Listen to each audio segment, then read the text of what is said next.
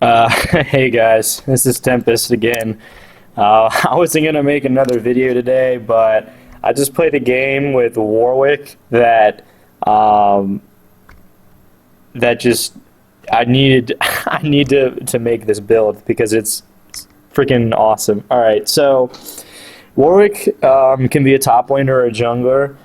Most people build him tanky with a little bit of damage because you build attack speed too. So tanky and attack speed because his autos heal him. So he's really good in the jungle and his sustain is amazing. Which is why since when Feral Flare came out, people have been doing that on him since he's pretty much auto attack based. But what a lot of people don't realize is that his Q scales pretty well with AP. So I was like, well, let's try AP Warwick. So this is my build. I started with Hunter's Machete and 4 pots as usual, and I forgot to put in the sweeping lens. I guess that's self-explanatory. And I was just farming early game for Wriggles, and I was kind of alternating between the ingredients for this and the ingredients for Rod of Ages because Warwick has terrible mana. I think he starts out with like 200 something, and his Q at rank 1 alone takes like 70 mana to use. So that's like 3, if you don't have blue buff, it's like 3 or 4 Qs and then you're done. So yeah, so like I think the first thing I got was like a sapphire crystal just because um I hate how little mana he uses. And then I think I kind of did the Catalyst build before I really went into the Wriggles bit. But long story short, I finished Wriggles before my Rod of Ages because I was at like 27 stacks and I was backing. So I was like, okay, I need to get Wriggles now.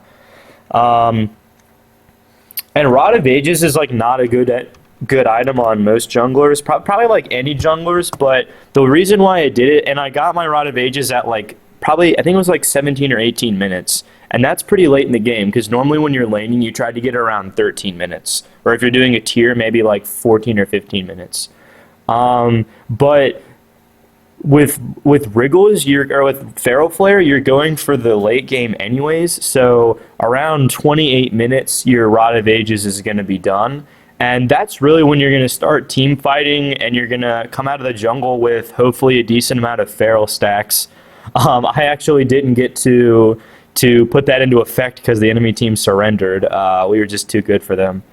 So, so once you get your Feral Flare going and your Rod of Ages going, you can pretty much start ganking more. Your kills and assists give you stacks on Feral, so that's fine. I was just letting my team do most of the work because they were doing pretty well. I was farming my Flare in their jungle. I forgot who their jungler was. It was someone bad. And then I was just running around like picking up kills, tower diving people because I was doing massive damage with my Q and healing. And then so you want to get as sort of your core build, and I didn't really get too far in this. I was starting to build some of these items. Well, you want to get your Swifty boots with alacrity, so you're just fast as fuck. Nashor's Tooth, most people would get Wit's End on Warwick, which is understandable because no one builds AP on him. But if you build AP on him, then Nashor's Tooth kind of replaces Wit's End because it scales, the basic attacks they scale off your ability power. So that's kind of like a better version, and it gives you 60 ability power as well. It doesn't give you MR, and it doesn't do the thing where it steals their MR, but I think the scaling ability power that it gives you is probably better. Like I said, I think I had like a stinger when this game ended, so you could maybe do Wit's End. That's something I'll just have to experiment in the future, but right now my gut instinct is Nashor's Tooth is the way to go. Rylai's Crystal Scepter, yet again, one of my favorite items.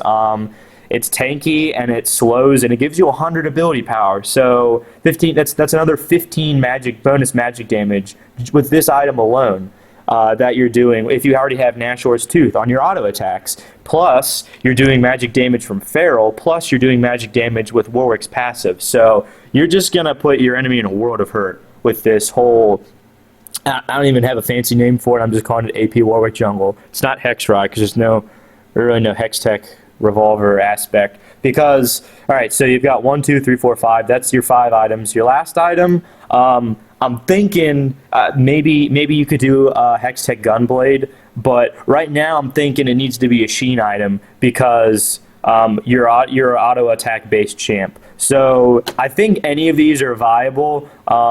Trinity Force, you're just kind of all around item. You get like every stat ever.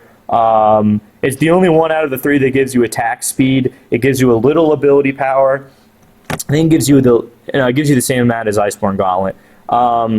Health, AD is nice, and movement speed. Iceborne Gauntlet has the slow, so I mean it's kind of like speed up versus slow, and then it gives you more mana than Trinity Force, and it gives you, I think, a little more AP. Oh no, it's the same thing. I just freaking said that. And then Lichbane gives you movement speed, mana, and it gives you the most ability power. So if you're just like curb stomping them and you want fucking 80 ability power, then that's what you got to do. You got to get that Lichbane up in there. And I think if I ever get to a game where the enemy team's not surrendering, or I'm not surrendering, and I can get to my full build, then I'm just gonna bust out the Lichbane because that's pretty. I think that's pretty BA as your 6th item. So yeah, I still have to test this, but I'm calling it right now, man. Like AP Warwick Jungle is the way to go. All right, that's all for now. Tempest out.